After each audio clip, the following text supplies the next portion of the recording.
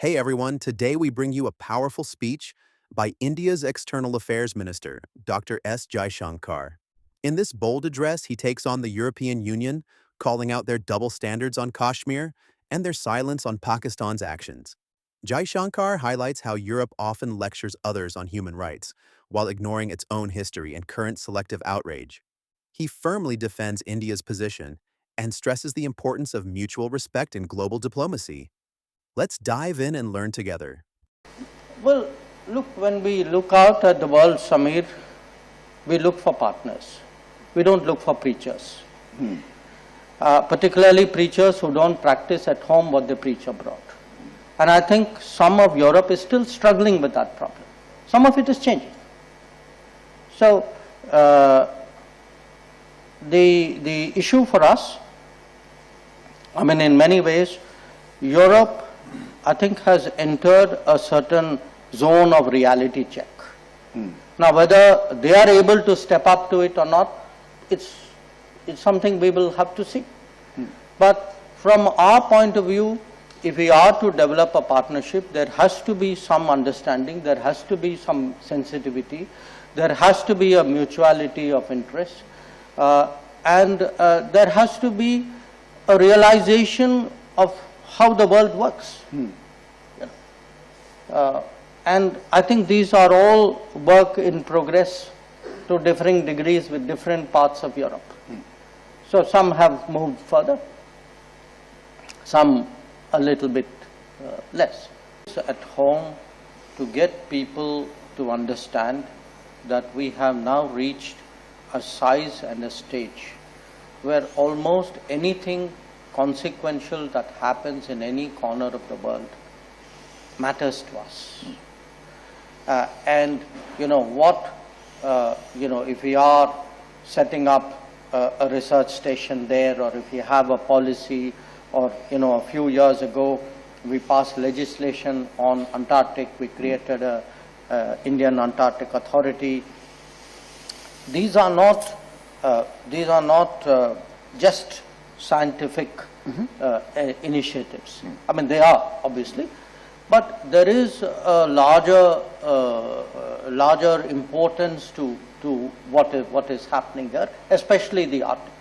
And in a interesting way, I think the controversies of the last few months, not just in India, I think it has brought out to the lay person the significance actually of the Arctic, and people write learnedly and talk learnedly about this today, which they wouldn't have done 6 months ago. So, in a paradoxical way, the shifting, the sharpness of the geopolitics and the geoeconomics actually has brought attention and created an awareness. Now, what should we be doing? Again, I put it to you that whatever we seek to do, or we hope will happen in respect of Arctic, will be a function of what is happening in the world. I mean, countries are not going to do one kind of diplomacy on every other issue and a different kind of diplomacy on Arctic. So what is today happening in the world? Because you can't divorce the future of the Arctic debates from the direction of the world. I think you are having in a interest, because President, you brought it up, I mean, a United States which has a dramatically different position. And it has a dramatically different position actually again for two very ostensibly contradictory reasons. On the one hand, there is a belief, at least in large circles, the ruling circles in the United States, that the developments of the world, the direction of the world order in the last 20, 30 years has not gone in their favor, and that they no longer benefit by upholding a world order in which somebody else has gamed to their detriment. But there's the other side of it. The United States is also today much more self-sufficient than it has been for a long time. Self-sufficient in energy, self-sufficient, interestingly, the US today there is immigration is part of the debate, but the US is really looking at rebuilding using technology and a certain level of manufacturing as a game changer. So the combination of what they believe are better resources, greater creativity, their technology leads.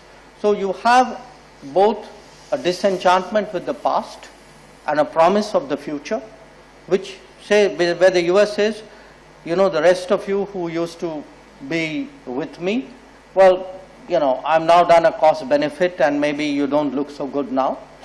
So I am willing now to navigate a world much more on my own. Now, if you look at the number 2 economy of the world, they were pretty much doing that anyway, because that has been part of their history and their tradition and their politics. Now, when you come to Europe, I think Europe has a real predicament on its hands. A few years ago, say 5 years ago, Europe thought it had an optimal positioning, that between energy from Russia, the Chinese markets and American security, it looked all very neat. Each part of it today is under stress, to put it very politely. Now, on top of it, Europe had a selective belief in the indivisibility of the world. When it liked the world to be connected, they believed in indivisibility. When it didn't, there was a fortress Europe. So what has happened is Europe is today under pressure to change, because the realities of multipolarity are dawning on it. I think it's still not adjusted and absorbed it fully. United States has dramatically changed position. The Chinese are doing what the Chinese were doing. Russia has, again, Russia's connection with the Arctic, better than me. They have built it into their history, I would say almost their folklore, in a way.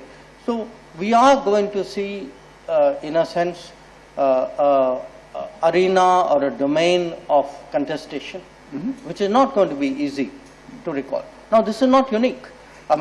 We are going to see it in space. We're going to see it underwater. We're going to see it in AI.